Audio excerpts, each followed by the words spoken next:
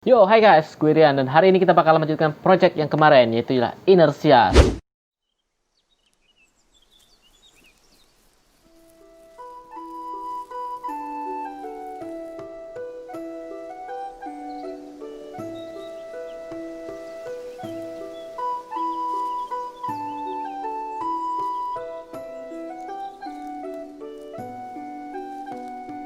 Jadi kalian yang belum tahu, gue itu lagi mencoba membuat sebuah game dan gue beri nama Inertia.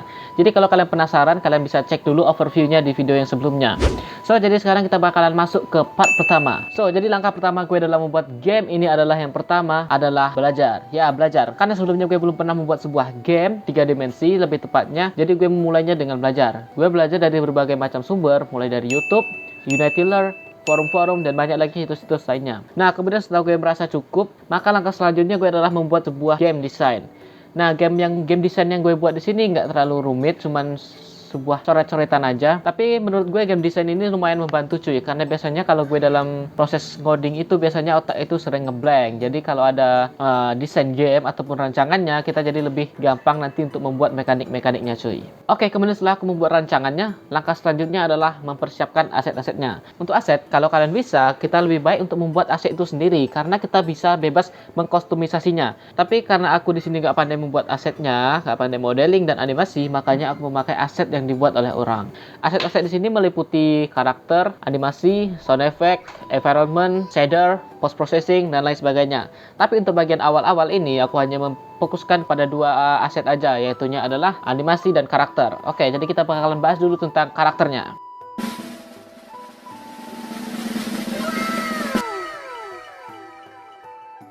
Jadi di sini untuk aset karakternya, di sini aku memakai aset ini. Jadi ini aset ini dibuat oleh Suryun dengan nama Hoshi.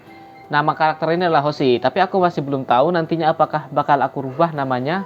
Tapi sekarang aku belum ada ide untuk namanya. Tapi kalau kalian punya saran, komen di bawah. Oke, jadi di sini adalah karakternya. Nah, di karakter ini udah dilengkapi dengan beberapa animasi sederhana seperti jalan, lari, dan lain sebagainya. Tapi aku nggak bakalan pakai animasi ini karena animasi ini in place. Nanti bakalan aku bahas tentang animasi in place dan root motion. Jadi untuk animasinya, aku di sini memakai aset juga. Kalau kalian nggak mau pakai aset, nggak mau ribet, kalian bisa caranya dengan pergi ke Mixamo.com. Jadi Mixamo ini adalah situs penyedia animasi yang gratis. Di Mixamo ini juga terdapat karakter yang bisa kalian pakai juga dan bisa kalian download secara gratis tentunya. Nah, di Mixamo ini sangat banyak sekali animasinya sangat lengkap. Nah, dalam game 3 dimensi yang aku tahu itu ada yang namanya dua tipe movement. Yang pertama adalah tipe root motion dan yang kedua adalah creep motion. Jadi apa itu creep motion dan root motion? Jadi kalau root motion itu adalah metode yang digunakan untuk animasi-animasi yang sudah root motion. Sedangkan script motion itu digunakan untuk animasi in place. Jadi, apa itu animasi in place dan root motion? Jadi, secara gampangnya kalian bayangkan aja, animasi in place itu adalah animasi orang berjalan di atas treadmill. Sedangkan root motion itu adalah orang berjalan yang benar-benar berjalan di dunia nyata. Saya lihat video ini sebagai referensinya. Jika kita ingin memakai animasi root motion, kita hanya perlu menentukan arah dari playernya, sedangkan pergerakannya akan dikontrol langsung oleh animasinya sendiri. Tapi jika kita menggunakan animasi in place, maka kita perlu menggerakkan karakternya dengan menggunakan script. Nah, sebenarnya aku sebelumnya udah pernah coba bikin dengan menggunakan script motion. Cuman untuk script motion ini agak sedikit rumit, karena kita harus menyelaraskan antara pergerakan kaki dengan kecepatan pergerakan di animasi di gamenya. Makanya itu agak sedikit rumit, makanya aku memutuskan untuk pakai root motion aja. Oke, untuk membuat sistem movement dengan root motion, maka kita perlu membuat agar karakternya dapat berputar mengikuti arah axis yang kita tekan. Jadi di sini aku udah bikin sistemnya supaya dia dapat berputar mengikuti arah input yang kita berikan, tapi aku nggak bakal jelasin lebih detailnya di sini. Tapi kalau kalian mau tutorialnya, nanti bakalan aku buatkan sebuah video khusus secara terpisah tentang tutorialnya. Kalau kalian setuju, kalian komen di bawah. Oke? Jadi di sini playernya sudah akan bisa berputar dan perputarannya ini akan relatif terhadap perputaran kamera. Nah, tapi di sini playernya masih belum bisa bergerak karena kita masih belum memberikan animasi terhadap player ini. Jadi kita perlu memberikan animasi dulu. Untuk memberikan animasi, kita buat dulu komponen animator. Oke, kemudian setelah kalian buat animator, kalian buat sebuah animator controller. Nah, untuk state di animation controllernya ini, aku cuma pakai satu buah blend tree, satu dimensi aja. Untuk sistem jalan, lari, dan juga sprint. Jadi di sini ada sebuah blend tree yang terdiri dari 4 buah motion, yaitu adalah idle, walk, run, dan sprint. 4 motion ini dikontrol oleh sebuah parameter yang bernama speed. Speed ini akan menentukan perpindahan dari setiap animasinya. Nah, untuk parameter speed ini, aku set set dia dengan menggunakan input.normalize. Artinya adalah input axis yang kita tekan antara WASD ataupun panah kanan, panah atas, panah kiri, panah bawah, dia akan didapatkan magnitude-nya. Kemudian kita normalize, lalu kita dapatkanlah speed-nya. Nah, kemudian speed-nya itulah yang aku masukkan ke dalam parameter tadi. So, jadi ini akan menentukan kecepatan dari playernya juga. So, jadi di sini karakternya sudah bisa berjalan, berlari, dan juga sprint. Jika kita tekan W aja, dia akan langsung memasuki animasi lari. Tapi jika kita tekan Shift, maka dia akan langsung melakukan sprint. So, yang aku tambahkan selanjutnya adalah fungsi untuk lompat. Karena kalau dia tidak bisa lompat, sangat tidak realistis sekali. So, makanya kita bakalan bikin fungsi lompatnya. So, jadi di sini aku udah tambahkan sistem untuk lompatnya dan juga untuk animasinya. So, jadi di sini karakternya sudah bisa berlompat. Jika kita tekan hit space button, maka karakternya akan lompat. Nah, dan di sini aku juga udah tambahkan untuk animasi lompatnya.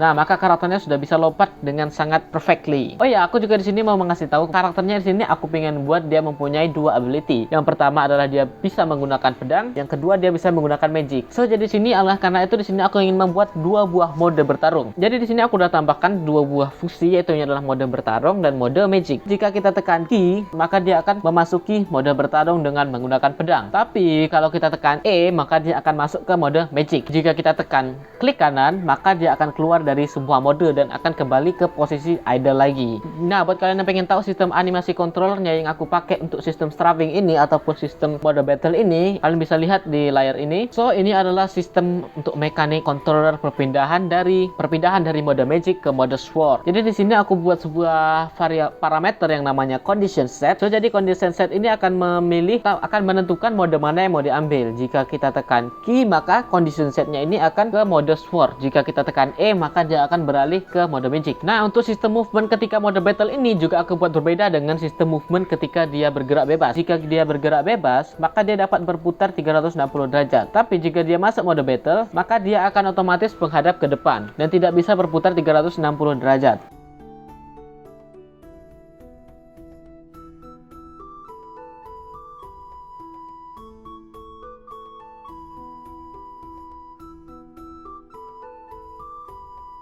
Oke, dan juga aku sudah tambahkan sistem untuk sistem battle-nya ataupun sistem attacking. Jadi ketika dia pakai pedang, dia punya attack sendiri, dan ketika dia pakai magic, dia punya attack-nya sendiri. Oke, jika kita tekan key, maka dia akan masuk ke mode sword. Ketika di mode sword ini, dia akan bisa mengeluarkan sebuah combo jika kita tekan tombol klik kiri secara terus-menerus.